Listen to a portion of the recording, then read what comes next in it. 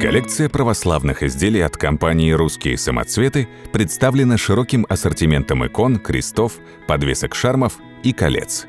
Сейчас мы вам расскажем о процессе изготовления изделий из православной коллекции. Начнем с икон и автоикон в технике электроформинга, этапы производства которых идентичны. После создания эскиза будущей иконы художники с помощью 3D-программы рисуют трехмерную модель, которую впоследствии выращивают из ювелирного воска на 3D-принтере, с которой снимается резиновая форма. На заготовленные резиновые формы наносится слой графита, и модель закрепляют в оснастке. Авторская и уникальная технология обработки металла от ювелирного завода «Русские самоцветы» позволяет добиться невероятной четкости и выразительности изображения. Следующим этапом является обработка изделия, которая осуществляется механически и вручную.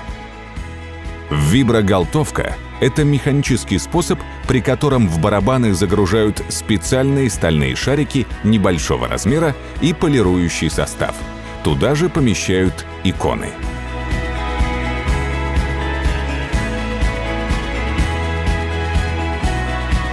Полировка — это ручной способ обработки, при котором с помощью полировального круга на специальном станке иконе придается абсолютная гладкость и блестящая поверхность. Далее пластину серебрят. Это процесс гальванического осаждения тонкого слоя серебра на поверхность иконы. И глинцуют поверхность для придания дополнительного блеска.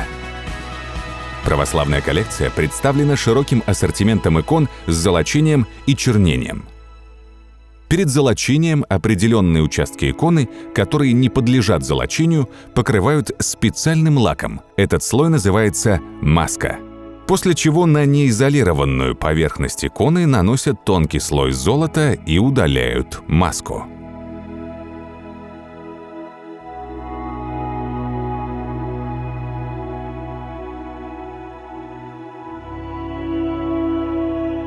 Если предусмотрено чернение, то на икону наносится оксид, который придает серебряным участкам иконы благородный темный оттенок и подчеркивает рельеф.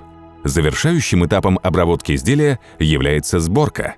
На этапе сборки монтируется изображение лика святых в рамку, изготовленную из дерева и покрытую лаком. Все рамки имеют отверстия для подвешивания иконы, а также раскладывающуюся ножку, которая позволяет ставить икону на любую плоскую поверхность.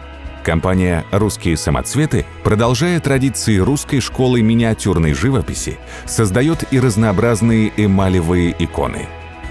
Все эмалевые миниатюры обрамляют в рамки из различных материалов – золото, серебро, латунь со вставками из натуральных камней или эмалью.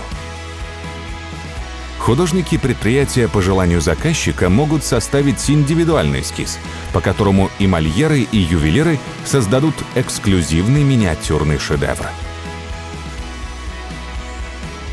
Ювелирный завод всегда уделяет качеству особое внимание. После каждой операции на производстве осуществляется внутренний контроль качества каждого предмета, и лишь после этого изделия передают в пробирную палату. Этапы изготовления православных крестов и подвесок шармов проходят практически одинаковые операции, поэтому мы покажем вам эти процессы на примере крестов.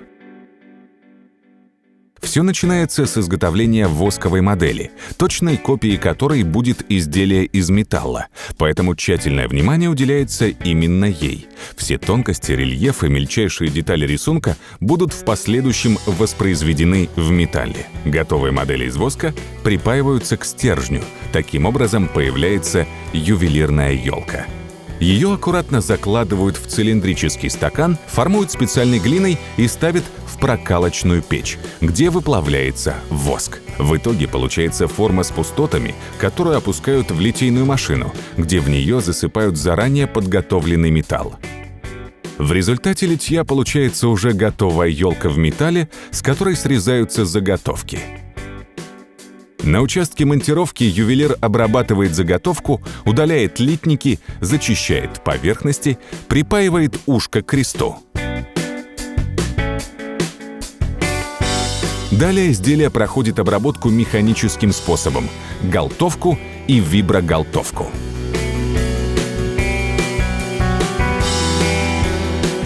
Если модель предполагает вставку камня, то в заранее подготовленное посадочное место мастер крепит выбранный камень. Не стоит забывать про внутренний контроль качества, который проходит после каждой операции. Ассортимент православной коллекции от компании «Русские самоцветы» представлен крестами с чернением, золочением, холодной эмалью и декоративными вставками, подвесками с ликами святых и подвесками-шармами.